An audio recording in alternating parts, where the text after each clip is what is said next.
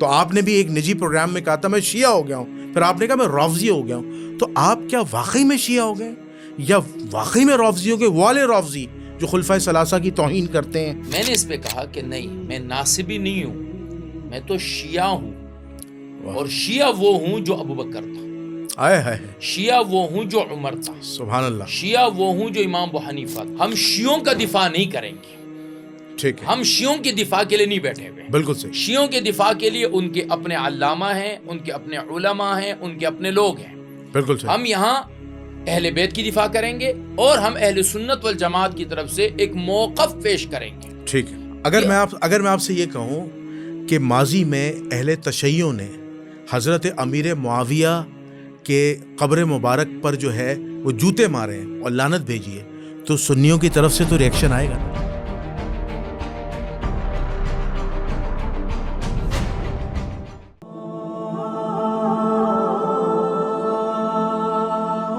نحمده ونصلي ونسلم على رسوله الكريم، اما بعد فاعوذ بالله من الشيطان الرجيم، بسم الله الرحمن الرحيم.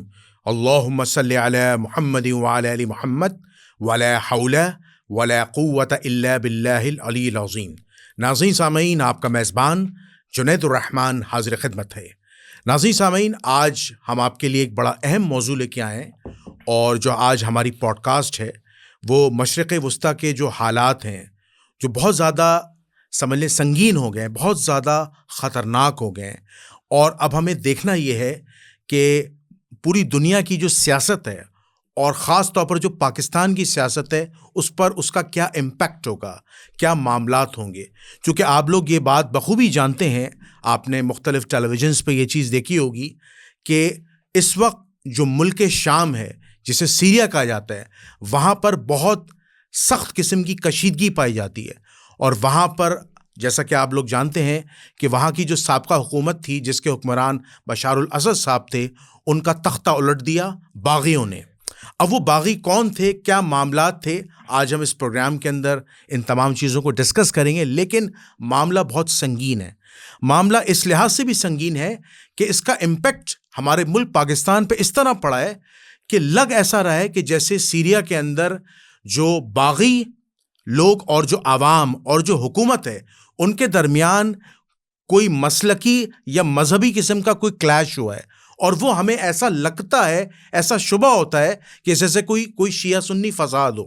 اب انٹرنیشنلی اگر ہم دیکھیں تو ہمیں باقاعدہ طور پر ہمارے سامنے ایک پکچر، ایک تصویر واضح ہے کہ یہ یہود و نصارہ کی جو ہے باقاعدہ سازش ہے. ہم یہ بھی سمجھ سکتے ہیں کہ باقاعدہ طور پر کہ اسرائیل اور امریکہ نے مل کر باقاعدہ طور پر فلسطین میں جو امداد جاری تھی اس چین کو بریک کیا ہے، اس چین کو توڑا ہے. اور جو باقاعدہ طور پر جو سیریا کی جو حکومت تھی، جو سابقہ حکومت تھی بشار الاسد صاحب کی، اس کا تختہ الٹنے میں انہوں نے باقاعدہ طور پر باغیوں کو چیزیں فراہم کی، یا ٹینکس فراہم کیے یا ویپنز دیے، جس سے انہوں نے فائٹ کی. اور پھر ان کی جتنی بھی تنظیمیں تھیں جو بشار الاسد حکومت کے خلاف تھی، ان تنظیموں کو باقاعدہ طور پر تقویت ملی، پاور ملی، پھر عوامی پاور ملی، اور پھر ان کا تختہ الٹا. اور پھر ان کے جو اتحادی تھے بشار الاسد کے، خاص طور پر ملک ایران، روس، اور اس کا جو ان کی سیاست پر، ان کے معاملات پر کیا امپیکٹ پڑا. چونکہ وہاں سے جو امداد موو ہو کر جو ہے ٹورڈز فلسطین جاتی تھی، اور ان کی باقاعدہ طور پر جو تنظیم تھی، جو تنظیم کو ایران سپورٹ کر رہا تھا، جس میں خاص طور پر آپ حزب اللہ کا ذکر کر لیں، حماس کا ذکر کر لیں، تو وہاں وہ سارے معاملات رک گئے.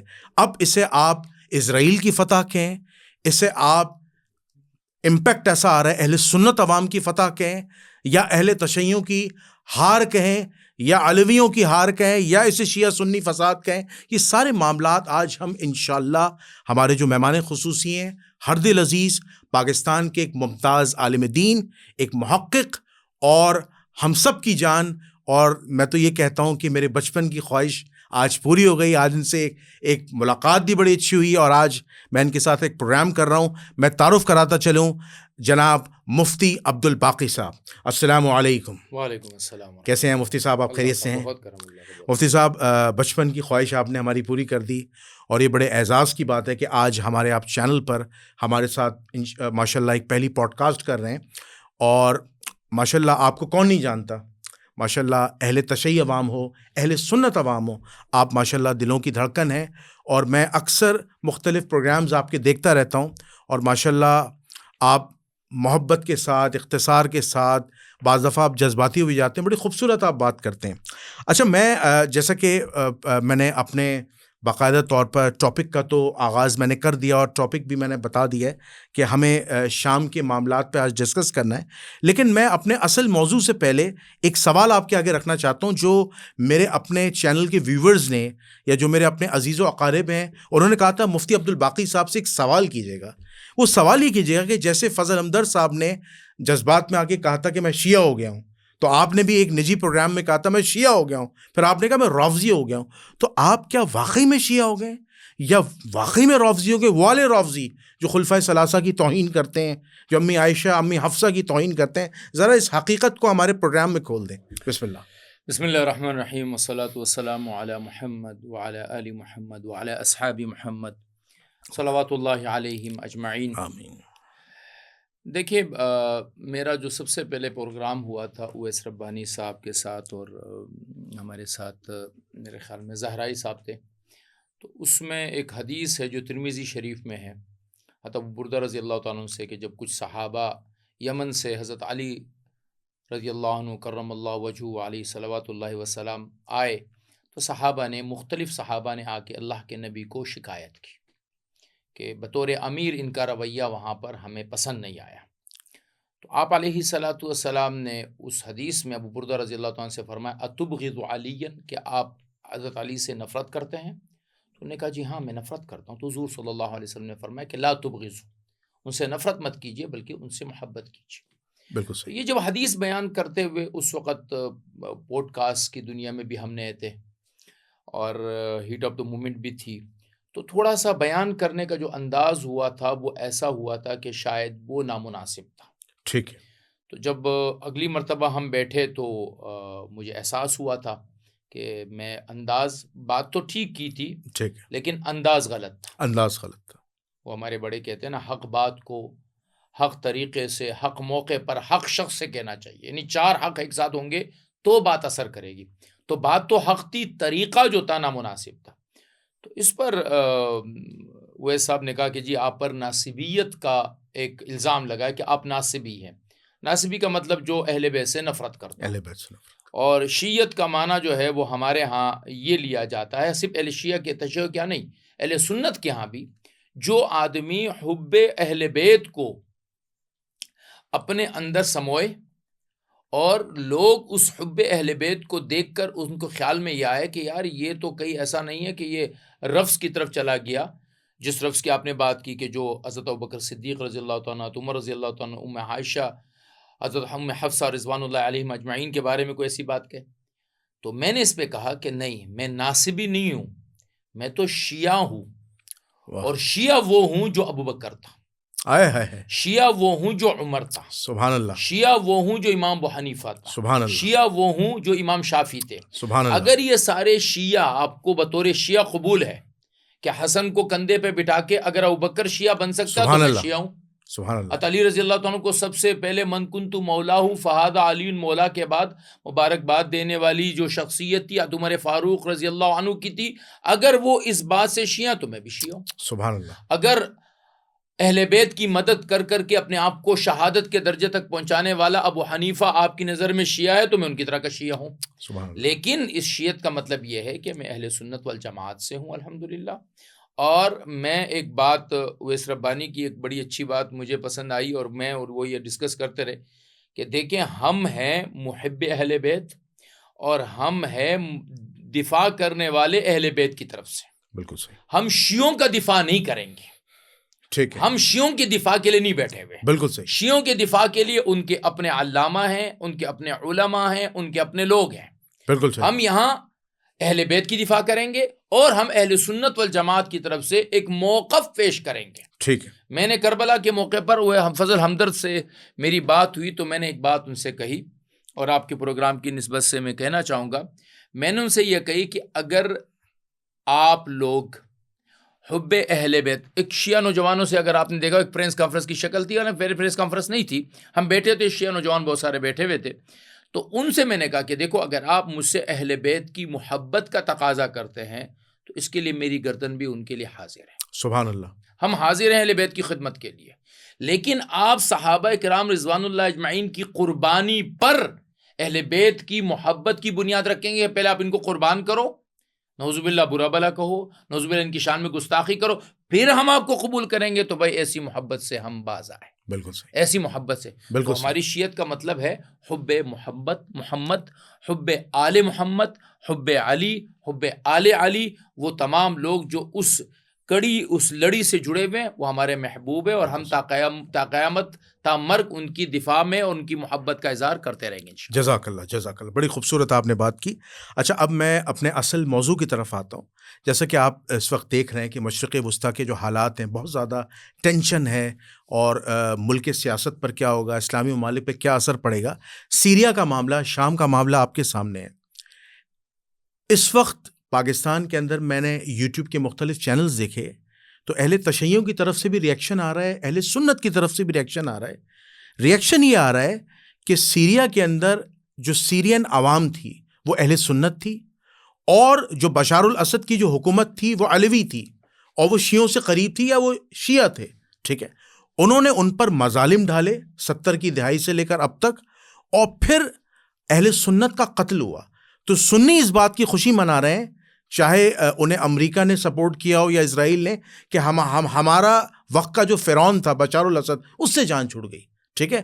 اور اہل تشیع یہ کہہ رہے ہیں کہ ان لوگوں نے، چاہے ترکی کی بات کر لیں، چاہے آپ باغیوں کی بات کر لیں یا وہاں کی عوام کی بات کر لیں، انہوں نے اپنی جان چھڑوانے کے لیے جو ہے وقت کے یزیدیوں یا وقت کے جو اللہ کے دشمن ہیں اسرائیل اور امریکہ، اس کا سہارا لے کے حکومت ختم کی. اس بات کی حقیقت کیا ہے، ذرا عوام الناس کے آگے رکھیں. دیکھیں، یہ ساری چیزیں نہ تو قرآن ہے نہ حدیث ہے. ٹھیک ہے. یہ آپ کا پوائنٹ آف ویو جو ابھی آپ نے بیان کیا، میں 100% اس سے اختلاف کر سکتا ہوں. ٹھیک ہے، بالکل کر نہ سکتے ہیں. آپ اس اختلاف پر میرے سر پہ ڈنڈا ماریں گے، نہ میں آپ کو ماروں گا. بالکل صحیح. تو اس وقت ہر آدمی جو اس کی رائے بن رہی ہے وہ اپنی رائے اس پورے سینیریو میں جو ہے وہ پیش کر رہا ہے. اس سے قبل ہم نے دیکھا کہ طالبان کی آمد ہوئی آج سے 3 سال پہلے، تو وہ بھی ایک اچانک ہی، مطلب اسی طرح سے پورا افغانستان ان کے ہاتھ میں آیا. کیسے آیا، کیا آیا، وہ تو لوگ دیکھ رہے ہیں. لیکن اس کے پیچھے جو 20 سال طالبان نے 2001 سے لے کر 2021 تک جو 20 سال ایک جنگجو لڑائی لڑی، وہ بھی ایک کہانی ہے. تو یہ جو لوگ یہاں آئے ہیں، میں نے تو جولانی کو پہلی مرتبہ اسی وقت دیکھا جب اس نے انٹرویو دیا. ٹھیک ہے. کیونکہ میں بہت زیادہ ان معاملات میں اندر گھسا ہوا نہیں ہوں. ٹھیک ہے. مجھے زیادہ معلومات نہیں ہے، لیکن میں کچھ باتیں جو 2008 سے میں شام کو دیکھ رہا ہوں، وہ یہ ہے کہ شام میں جس قدر ظلم ہوا ہے.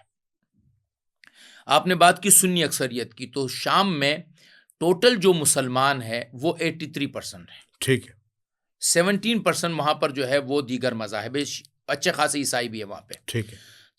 83% جو ہے وہ مسلمان ہے، جس میں سے 13% جو ہے وہ شیعہ ہے. ٹھیک ہے. اور 70% وہاں پر سنی ہے. سنی. یہ جو علوی ہے یہ اصل میں نصیری ہے. اچھا، نصیری ہیں. یہ نصیری ہے. یہ بعد میں ان کا نام نصیری سے علوی اس لیے رکھا گیا کہ نصیری ایک ایسا فرقہ ہے جس کو خود اہل تشیع بھی اپنے دین سے خارج مانتے ہیں، کافر سمجھتے ہیں. تو اس لیے انہوں نے اپنے نام کو چینج کر کے علوی رکھا. بعض ایک پارٹی نکلی تھی جو بعض ایک پارٹی نکلی تھی جو گریٹر عرب کی ایک خواب لے کر چلے تھے. اس پارٹی کے مدد سے یہ وزیر داخلہ یا وزیر دفاع تھا حافظ الاسد، 70 میں یہ اقتدار میں آیا. جی. اور چونکہ یہ مینورٹی میں سے تھا، تو پھر اس نے اپنے لوگوں کو بڑے بڑے عہدوں پر بٹھایا.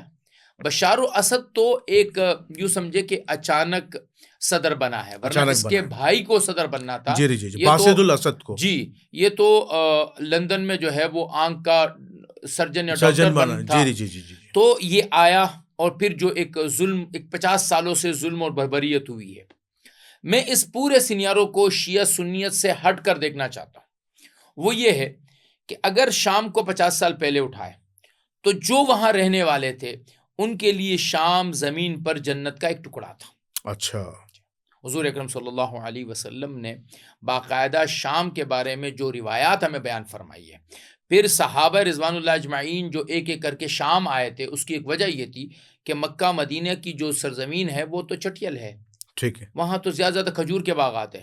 اس کے مقابلے میں شام جو تھا یہ تو بہت ہرا بھرا، بلکہ مورخین نے تو یہاں تک لکھا کہ انہا قطعۃ من الجنت علی الارض، یہ زمین پر اللہ کی طرف سے جو ہے جنت کا ایک ٹکڑا ہے، جنت کا ٹکڑا. اور پھر قرآن مجید نے خود اس جگہ کے لیے فرمایا کہ وَنَجَّيْنَاهُ وَلُوطًا إِلَى الْأَرْضِ الَّتِي بَارَكْنَا فِيهَا، ہم نے اس زمین کی طرف ابراہیم اور لوط کو نجات دی جس زمین میں ہم نے برکت ڈالی ہے.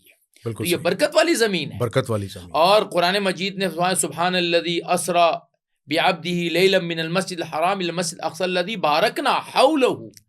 پہلے زمانے میں تو یہ سیریا نہیں تھا نا، بالکل. پہلے تو جو شام تھا اس شام میں آج کا یہ پورا سیریا، آپ کا پورا لبنان، آپ کا پورا فلسطین، اسرائیل، اردن، اور آپ کا بہت بڑا یمن آپ کا بہت بڑا حصہ سعودی عرب کا.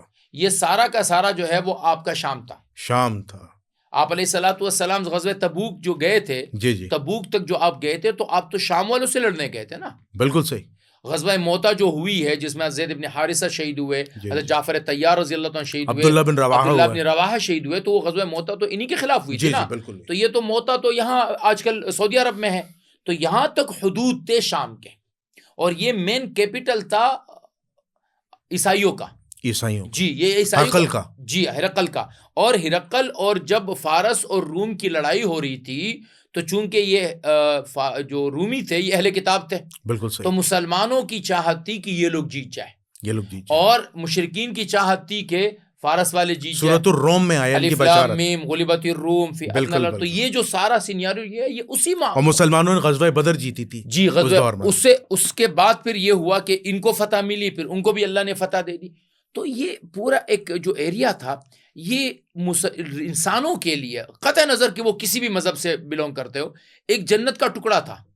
لیکن پھر آہستہ آہستہ اس کو ایک جہنم کا ٹکڑا بناتے وہ دمشق جو امیر معاویہ رضی اللہ عنہ کے زمانے سے لے کر اور پھر بعد کے زمانوں تک جو ہے، اور ہرقل کے زمانے میں تو تھا یہ پائے تخت، لیکن پھر امیر معاویہ رضی اللہ عنہ اس کو پائے تخت بنایا، اور پھر یہ بہت زمانے تک جو ہے پائے تخت رہا بنو امیہ کے ہاں، پھر بنو عباس اس کو لے کر آگے بغداد، پھر وہ مصر میں چلے گئے فاطمین کے زمانے میں، یہ گھومتا رہا. لیکن یہ ایک زمین تھی جس پر لوگوں کے لیے رہنا آسان تھا. انبیاؤں کی زمین بھی کہا جاتا ہے. انبیاؤں کی زمین تھی، تمام انبیاء میں سے جتنی اکثریت ہے تمام نبی یہاں آئے تھے. لیکن جب سے یہ معاملات شروع ہوئے ہیں تو دمشق تباہ و برباد ہے، شام تباہ و برباد ہے. آج ایک آدمی اگر اس سے، میں واللہ العظیم قطع نظر اس سے کہ شیعہ سنی، مجھ پر تو یہ الزام بہت ہے کہ آپ شیعوں کی دوستی کرتے ہیں، میں یہ کہتا ہوں کہ جس قدر سیاست میں شیعہ سنی کا خون بطور ایندھن استعمال ہوا ہے کوئی چیز نہیں ہوئی. بالکل صحیح بات. آپ کراچی کی سڑکوں کو لال کر رہے ہیں، شیعہ سنی کا خون استعمال ہوگا. پاڑا چنار میں کیا ہوا؟ میں پاڑا چنار 2 مرتبہ گیا ہوں، میں پاڑا چنار کو اندر سے دیکھ کے آیا ہوں. جی میں ان کے ساتھ رہ کر آیا ہوں. وہ ایک ہی چہرہ، ایک ہی لب و لہجہ، ایک ہی انداز کے لوگ، ایک ہی روٹی پکاتے، ایک ہی طرح کا چاول کھاتے، لیکن جب خون بہانا ہوتا ہے تو شیعہ سنی کے نام پہ بہایا جا رہا ہے. دنیا میں اگر جنگ ہو رہی ہے، حوثی یہ جو یمن کے ہیں، یمن کا حوثی جو ہے یہ اپنے آپ کو کہتا ہے میں سنی ہوں. اچھا جی، ابھی میرے ساتھ کربلا پہ اویس ربانی، ہمارے ساتھ ایک یمنی تھے، وہ حوثی تھا، اور وہ حوثیوں کا جو ایک کمانڈر تھا، وہ نے کہا انا من سننا، میں سنی، اور ہم ان کے پیچھے نماز پڑھتے تھے، ہم جماعت میں گئے تھے، وہ ہماری بات سنتے تھے، ہم ان کی بات سنتے تھے. تو یہ جو بات ہے نا کہ شیعہ سنی، اس سے قطع نظر میں صرف یہ کہتا ہوں کہ یہ فتح جو ہوئی ہے یا یہ جو چینج آیا ہے، مظلوموں کو ظالم کے خلاف ایک سکون کا سانس لینے کا موقع ملا ہے. ٹھیک ہے. لیکن کل کیا ہوگا آپ کا یا آپ جیسے کا یا مجھ جیسے کا جو ایک اشکال ہے نا کہ کل کو اسرائیل کچھ کر لے گا, تو کل کون جانتا ہے. میں آپ کو ایک عجیب بات بتاؤں, دجال جب شروع میں آئے گا تو دجال ایک بہت اچھی آواز لے کر آئے گا. اچھا. وہ بہت اچھی باتیں کرے گا, وہ بہت اچھا عالم ہوگا, پھر وہ علم سے اٹھ کے نبوت کا دعویٰ کرے گا, پھر نبوت سے اٹھ کر خدائی کا دعویٰ کرے گا. یہ جو غلام محمد قادیانی تھا اس کو چھوٹا دجال کیوں کہتے تھے؟ کیونکہ شروع میں عیسائیوں کے خلاف بہت اچھا مناظر تھا. اس مناظرے نے اس کو اتنا اونچا کر دیا کہ اس کمبخت نے جو ہے نبوت کا دعویٰ کر دیا. یعنی پہلے مسلمان تھا, یہ حنفی تھا, قرآن کا عالم تھا. جی, قرآن کا عالم تھا. تو اب کل کیا ہوگا, کل کے بارے میں ہم کچھ نہیں کہہ سکتے. لیکن آج میرا نقطہ نظر یہ ہے کہ ہو سکتا ہے یہ جو ایک تبدیلی ہے یہ شام کے عوام کے لیے ایک سکھ کا چین کا راحت کا ایک وقت ہو اور اللہ رب العزت اس کو بہتری کی طرف لے کر جائے. لیکن مفتی صاحب بات یہاں رکتی نہیں ہے, یہاں ایک مسئلہ ہے جو میں آپ سے ڈسکس کر رہا ہوں.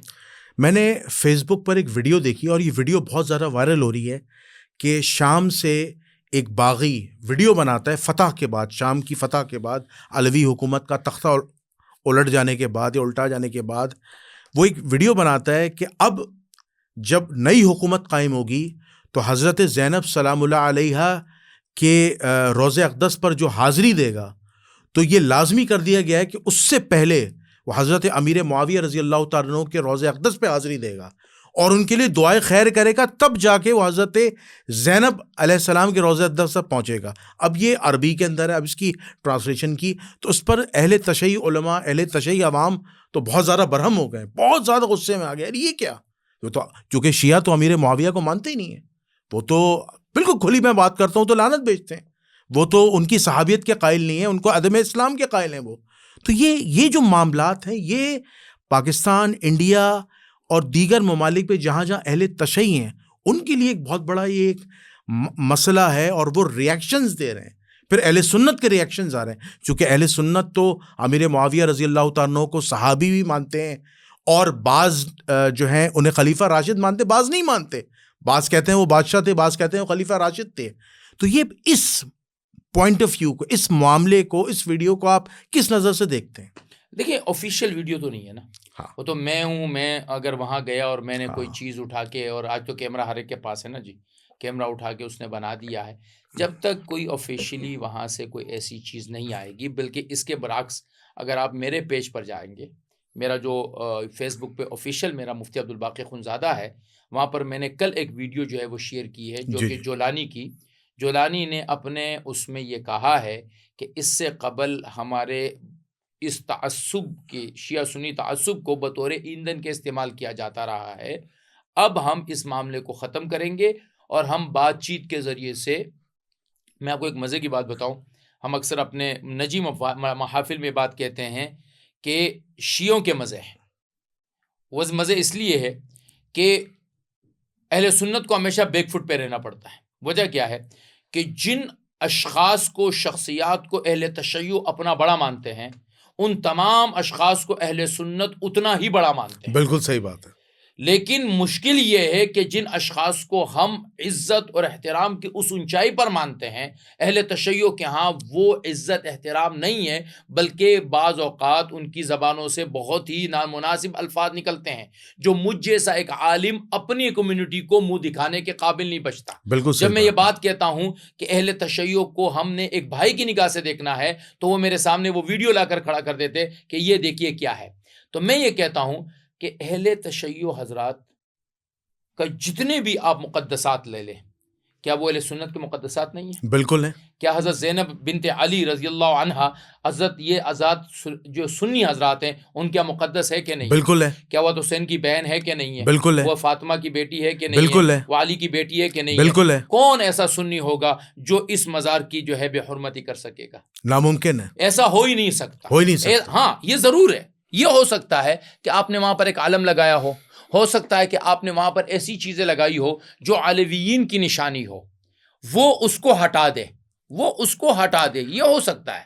اگر میں آپ سے یہ کہوں کہ ماضی میں اہل تشیع نے حضرت امیر معاویہ کے قبر مبارک پر جو ہے وہ جوتے مارے ہیں اور لعنت بھیجی ہے، تو سنیوں کی طرف سے تو ریئیکشن آئے گا نا؟ بالکل نہیں آ سکتا، ویڈیوز موجود ہیں. بالکل نہیں آ سکتا. اس کی وجہ یہ ہے کہ دیکھیں اہل تشیع حضرات کا اپنا ایک موقف ہے، ہمیں شدید اختلاف ہے اس موقف سے. آپ ایک شخصیت کو جو دنیا سے چلی گئی ہے اور جن کے ساتھ معاملہ تھا، حضرت علی رضی اللہ تعالیٰ نے کیا فرمایا؟ قتلاہم و قتلانا فی الجنتی، ہمارے مقتول اور ان کے مقتول دونوں جنت میں ہوں گے، میرا اور معاویہ کا معاملہ اللہ دیکھیں گے. اللہ دیکھیں گے. انہوں نے پھر حسن نے کچھ نہیں کہا، حسین نے کچھ نہیں کہا، رضوان اللہ علیہم اجمعین. کوئی ہمیں ان کی طرف سے جو ہے وہ ایسی بد تہذیبی بد کلامی ثابت نہیں ہے. وہ معاملہ ختم ہو جانا چاہیے تھا. لیکن جس نے جا کے وہاں پر اس مزار پر اس دیوار پر جوتا مارا ہے، میں کنڈم کرتا ہوں، بہت غلط کیا ہے، بہت برا کیا ہے. لیکن اہل سنت والجماعت ایسا کبھی نہیں کرے گی انشاءاللہ. اور اس کی وجہ کیا ہے؟ ہمارا قرآن کتنی مرتبہ جلا ہے دنیا میں؟ کئی مرتبہ جلا ہے. آپ نے کتنی مرتبہ انجیل جلایا ہے؟ میں سوچ بھی نہیں سکتا. تورات کتنی مرتبہ جلایا ہے؟ میں سوچ بھی نہیں سکتا. زبور کتنی مرتبہ جلایا ہے؟ سوچ بھی نہیں سکتا. اللہ کا کلام. ہاں، اس لیے کہ بے شک تحریف شدہ ہے. ہاں، تحریف شدہ ہو تو قرآن نے کہا ہے نا. لیکن قرآن کہتا ہے چونکہ نام اللہ کا ہے تو ڈرتا ہوں میں. بس خوف الہی ہے. کسی بھی مسلمان سے توقع نہیں ہے. نہیں. آپ محمد علیہ الصلوۃ والسلام کی شان میں کسی بھی کافر کی گستاخی اٹھا لے کر سکتا ہے وہ، لیکن کیا آپ عیسیٰ علیہ السلام کی شان میں گستاخی کریں گے؟ سوچ بھی نہیں سکتا. موسیٰ علیہ السلام کی شان میں گستاخی کریں گے؟ سوچ بھی نہیں سکتا. داؤد علیہ السلام کی نہیں. سوچ بھی ایسے ہی ہمارے لیے وہ تمام مقدسات ہیں، وہ ہمارے بڑے تھے، بڑے ہیں اور تا قیامت بڑے رہیں گے. یہ اہل بیت جو ہے نا، وہ اہل تشیع جو ایک روایت بیان کر جو ہمارے ہاں اہل سنت کیا من گڑت ہے کہ یہ سفینہ نوح ہے، وہ حدیث تو من گڑت ہے، لیکن حقیقت یہ ہے کہ یہ وہ سفینہ ہے کہ جس سفینے میں بیٹھ کر ہی اس امت کی کشتی نجات تک پہنچے گی. کیونکہ یہ امت شروع میں حضرت محمد مصطفیٰ صلی اللہ علیہ وسلم کے ذریعے سے اندھیرے سے نور پر آئی تھی، اور آخری زمانے میں اسی اہل بیت میں سے مہدی آئیں گے اور اس امت کو ظلمتوں سے نکال کر نور کے راستے پہ لگائیں گے انشاءاللہ. بالکل صحیح. اچھا، یہاں پہ ایک بڑا اہم سوال ہے جو اہل تشیع اور اہل سنت کے مابین ہے. اب چونکہ بہت ساری ویڈیوز وائرل ہو رہی ہیں، مسائل آ رہے ہیں. اب مسئلہ یہ آ رہا ہے کہ اہل تشیع حضرات یا اہل تشیع علماء پریشان ہیں کہ جس مسجد کے مینار پر حضرت عیسیٰ علی نبینا علیہ السلام کا نزول ہوگا، انہیں فرشتے اتاریں گے، ٹھیک ہے، اور جس جگہ پر امام مہدی امامت کریں گے، وہ مسجد جو ہے آج اہل سنت کی ہے، وہ تو اہل تشیعوں کی ہے نہیں. اب یہ آپس میں لفظی جنگ ہو رہی ہے اور ایسے معاملات ہو رہے ہیں. تو اب آپ اس نقطہ نظر کو کس نظر سے دیکھتے ہیں؟ یہ شیعہ سنی اختلاف ختم نہیں ہو رہا ہے. دیکھیں، شیعہ سنی کا اختلاف تو نہ ختم ہوگا نہ قیامت تک آپ ختم کر سکتے ہیں. بالکل صحیح. دیکھیں، دنیا میں اگر آپ دیکھیں تو اہل تشیع کی تعداد دنیا میں 20% ہے مسلمانوں کے حساب سے، اور مسلمان سنیوں کے حساب سے سنی جو ہے وہ 80% ہے. بالکل ٹھیک ہے. تو اب 80% اٹھ کر 20% کو قتل تو نہیں کر سکتے. بالکل صحیح. میں ایک بات جملہ کہتا ہوں، آپ مجھے شیعہ بنانے کی کوشش نہ کریں. بالکل صحیح. آپ مجھے شیعہ بنائیں. کچھ لوگوں نے میری ویڈیوز بنائی ہے، وہ چھوٹے چھوٹے کلپ ادھر ادھر سے کاٹ کے کہ جی وہ شیعہ ہو گئے. مجھے شیعہ نہ بنائیں، آپ مجھے بھائی بنا دیں. بھائی کون ہوتا ہے؟ بھائی وہ ہوتا ہے جس کا احترام کیا جاتا ہے، بے شک، جس کا اکرام کیا جاتا ہے، بالکل صحیح، جس کی درد کو محسوس کیا جاتا ہے. میرا درد کیا ہے کہ میں ابوبکر صدیق رضی اللہ تعالیٰ کی شان میں گستاخی برداشت نہیں کر سکتا. بے شک. میں عمر فاروق رضی اللہ عنہ کی شان میں گستاخی برداشت نہیں کر سکتا.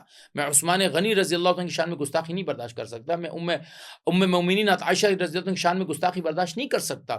میں حفصہ رضی اللہ عنہ کی شان میں گستاخی برداشت نہیں کر سکتا. میں حضرت امیر معاویہ رضی اللہ عنہ کی شان میں گستاخی برداشت نہیں کر سکتا. یزید کو آپ کچھ بھی کہیں، مجھے کوئی پرواہ نہیں ہے. بے شک. لیکن صحابہ تک آپ اپنی زبانوں کو، جیسے اگر آپ شیعہ، سپوز کریں آپ شیعہ، آپ کو کافر کافر شیعہ کافر کہنے سے نفرت ہے کہ نہیں ہے؟ ایک آدمی کہے گا تو آپ کو نفرت ہے نا. مجھے کیوں کافر کہہ رہے ہیں؟ مجھے بھی برا لگتا ہے. بالکل صحیح. مجھے بھی یہ جملہ برا لگتا ہے. میں اپنی طرف کے آدمی کا ہاتھ پکڑ کر کہوں گا نہیں، اور الحمدللہ اب لک گئے ہیں، اب یہ آوازیں ختم ہو گئی ہے. آپ بھی اپنی طرف کے لوگوں کو ہاتھ زبان پہ منہ پہ ہاتھ رکھ کے کہ بھائی رک جاؤ، یہ میرے بھائی ہے. بے شک، یہ میرے کیا ہیں؟ بھائی ہے. جو اختلاف ختم نہیں ہوگا. جہاں تک دیکھیں عیسیٰ علیہ السلام جب آئیں گے نا، یہ اس دن میں نے ایک محفل میں علماء کی محفل بیٹھی تھی، میں نے کہا جب عیسیٰ علیہ السلام آئیں گے تو عیسائیوں کی ایک بہت بڑی تعداد ان کو دیکھ کر مسلمان ہوگی. یہ روایت میں آتی ہے, بالکل صحیح, یہ پکی ٹکی روایت ہے. بہت بڑی تعداد کیا ہوگی؟ مسلمان ہوگی. مسلمان ہوگی. ٹھیک ہے, اب میں ایک تھوڑی دیر کے لیے آپ کو ایک سینیریو دیتا ہوں. مہدی وہ ہوئے جو اہل سنت کہتے ہیں. ٹھیک ہے, مہدی وہ ہوئے جو اہل سنت کہتے ہیں. اہل تشیع, میں یہ دعویٰ انشاءاللہ آج آپ کے پروگرام میں کر رہا ہوں کہ اکثریت اہل تشیع اس مہدی کو دیکھ کر انشاءاللہ ان کے فالوور بن جائیں گے انشاءاللہ. سبحان اللہ. اور اگر میں اہل تشیع والے مہدی کو مان لوں, ٹھیک ہے, کہ مہدی وہ ہوئے جو اہل تشیع کہہ رہے ہیں, تو اہل سنت تو مہدی کے منتظر ہے نا. اگر میری دیکھتی آنکھ نے دیکھا کہ نہیں مہدی تو وہ ہے جو اہل تشیع نے کہا, اسی دن میں اپنا نظریہ اپنا رویہ بدل کے ان کے پیچھے چلا جائے. سبحان اللہ, بہت خوبصورت بات کی آپ نے, بہت ہم تو تیاری ہیں, ہم تو تیار ہیں. مہدی کے انتظار میں دونوں ہیں.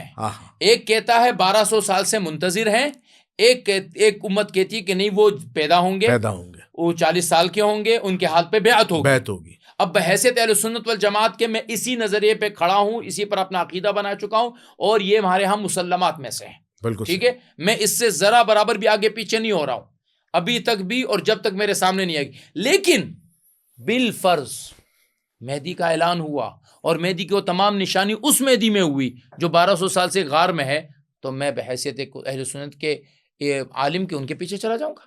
بالکل صحیح. اور اگر وہ ایسے ہوئے جیسے ہم اہل سنت والجماعت کہتے ہیں, بالکل صحیح, تو وہ تمام جو شیعہ ہیں ان کو آنا پڑے گا, اور وہ آئیں گے. ان کی سمجھدار قوم ساری کی ساری آئے گی. بالکل صحیح. اور جہاں تک یہ جو کچھ جذباتی لوگ ہیں, تو دیکھیں حضرت مہدی علیہ الصلوۃ والسلام جب ان کے ہاتھ پر بیعت ہوگی, تو سب سے پہلے جو جماعت ان کے خلاف آئے گی وہ سفیانی کی ہوگی. وہ مسلمان ہوگا, وہ ان کے خلاف اپنے لشکر کو بھیجے گا.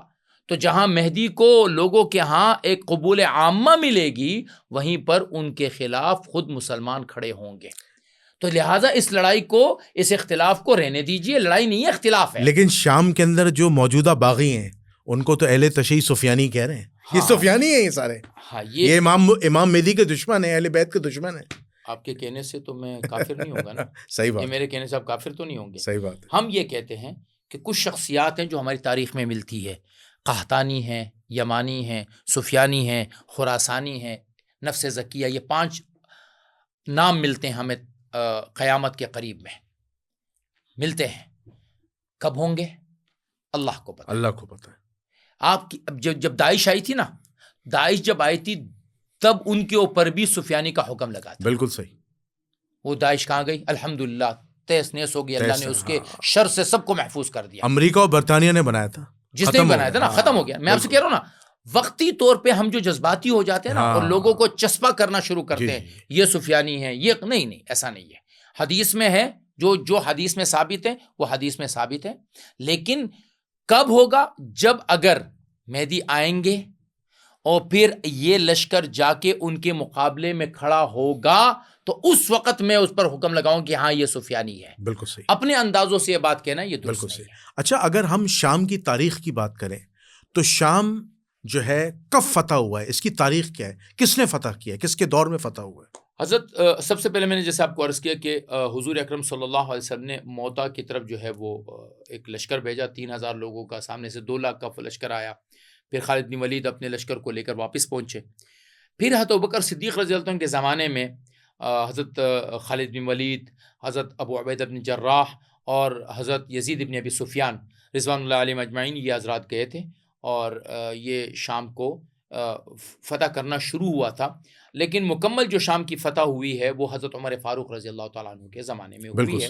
اور پھر حضرت عمر فاروق رضی اللہ عنہ کے زمانے میں انہوں نے حضرت معاویہ رضی اللہ عنہ کو وہاں پر اپنا گورنر مقرر کیا. پھر ان کی معزولیت ہوئی, پھر مقرر کیا, اور پھر ایک عرصے تک وہ پھر پورے عمر رضی اللہ عنہ کے زمانے میں بھی, پھر عثمان رضی اللہ عنہ کے زمانے میں, تو 20 سال وہ وہاں پر گورنر رہے. پھر جب علی رضی اللہ عنہ کے ساتھ ان کے معاملات ہوئے, پھر حسن رضی اللہ عنہ کے ہاتھ پر بیعت کی, تو 20 سال وہ, تو 40 سال گویا کہ شام پر حضرت معاویہ رضی اللہ عنہ کی ایک طرح سے حکومت رہی. اور پھر اس کے بعد بنو امیہ نے 101 یا 102 تک جو ہے اس کو اپنا دارالخلافہ برقرار رکھا. پھر جب عباسین کا دور آیا تو عباسیوں نے پھر اپنا جو دارالخلافہ تھا وہ وہاں سے منتقل کر کے بغداد لے کر آ گئے تھے. بغداد لے کے پھر وہ بغداد میں بہت عرصے تک جو ہے ہمارا رہا. تو شام جو ہے یہ صحابہ کرام رضوان اللہ اجمعین کے زمانے میں فتح ہوا ہے. خالد بن ولید رضی اللہ عنہ کی جو ہے وہ وہیں پر ہے. ابو عبیدہ جراح رضی اللہ عنہ بھی وہی ہے, اور بڑے بڑے صحابہ وہاں موجود ہیں. یہاں پر ایک تعاون ہمواس جو تھا, ایک بڑا ایک تعاون آیا تھا جس میں ہزاروں جو ہے وہ صحابہ اور تابعین شہید ہوئے تھے. تو وہ بھی شام کے بالکل صحیح علاقے میں آیا تھا. اچھا, اس پوڈ کاسٹ کا میں آپ سے ایک آخری سوال کر رہا ہوں, بڑا اہم سوال ہے, اور یہ میں اکثر سوال میں نے پہلے فاروق تیجانی صاحب سے بھی کیا تھا ایک پروگرام میں, آپ سے بھی کر رہا ہوں کہ ان 1445 سالوں میں اب تک جو گزر چکے ہیں, اور یہ 45واں سال گزر رہا ہے, ان 1445 سالوں میں اگر ہم کمپیریٹیو ریلیجن کی بات کریں تو اسلام کا اصل چہرہ کون ہے؟ اسلام کا اصل چہرہ اہل سنت ہے, اہل تشیع ہیں؟ بڑا اہم سوال ہے یہ. دیکھیے, ہم اہل سنت والجماعت کے نزدیک حضور اکرم صلی اللہ علیہ وسلم نے جب ہمیں یہ بتایا کہ فرقے بنیں گے, تو پھر پوچھا گیا کہ کون حق پر ہوگا, تو آپ نے دو جواب دیے. ایک جواب یہ تھا کہ ما انا علیہ و اصحابی, وہ طریقہ کار جو میرا ہے اور میرے صحابہ کا ہے. اور ایک جواب میں آپ نے فرمایا کہ سواد اعظم, امت کی اکثریت جس طرف رہے گی. بحیثیت ایک اہل سنت والجماعت کے عالم ہونے کے, میں ترجمان نہیں ہوں, میں اہل سنت کا ترجمان نہیں ہوں, ان کا ایک فرد ہوں. بحیثیت اہل سنت والجماعت کے عالم ہونے کے میں یہ سمجھتا ہوں کہ اس وقت اہل سنت والجماعت جس منہج پر چل رہے ہیں, حضرات صحابہ کرام رضوان اللہ اجمعین کے احترام اور ان کے اکرام اور ان کی زندگیوں کو اپنے لیے ایک نمونہ بنا کر چل رہے ہیں, یہ طریقہ کار بہتر ہے اور یہ طریقہ کار اعلیٰ ہے. باوجود اس کے کہ اہل بیت رضوان اللہ علیہ اجمعین کی محبتوں کو, ایک ہے نا, ایک آدمی اہل بیت سے نفرت کرتے ہوئے, وہ نفرت تو کسی صورت قابل قبول نہیں ہے. ایک آدمی ہے وہ اہل بیت سے محبت کرتے ہوئے جب اس منہج پر چلے گا, انشاءاللہ وہ کامیابی کی ان کے قدم کو چومیں گی انشاءاللہ. جزاک اللہ, جزاک اللہ. تو میں بہت شکر گزار ہوں اپنے مہمان خصوصی جناب مفتی عبدالباقی صاحب کا. بڑی خوبصورت, بڑے مفصل مدلل انداز میں, بڑے خوبصورت انداز میں آج انہوں نے بات کی, شام کے حوالے سے, سیریا کے موجودہ حالات کے حوالے سے, مشرق وسطیٰ کے حوالے سے, شیعہ سنی کانفلکٹ کے حوالے سے خوبصورت انداز سے انہوں نے بات کی اور سمجھایا کہ اصل جو اللہ کے دشمن ہیں وہ کوئی اور ہیں. تو شیعہ سنی آپس میں نہ لڑیں, آپس میں اقوام نہ لڑیں, بلکہ بھائی بھائی ہو جائیں. یہ آج کا ٹوٹل پروگرام کا خلاصہ ہے. تو میں اس دعا کے ساتھ اس پوڈ کاسٹ کو اینڈ کرتا ہوں کہ اللہ تعالیٰ ہمیں نبی کریم صلی اللہ علیہ وآلہ وسلم, ان کے برحق صحابہ اور اہل البیت کی سنتوں کو زندہ کرنے والا بنائے.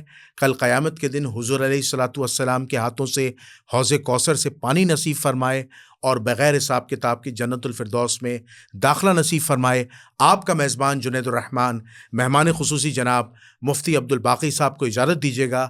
انشاءاللہ تعالیٰ ایک نئے پروگرام کے ساتھ, ایک نئے مہمان کے ساتھ دوبارہ حاضر ہوں گے. اس وقت تک کے لیے السلام علیکم ورحمۃ اللہ وبرکاتہ.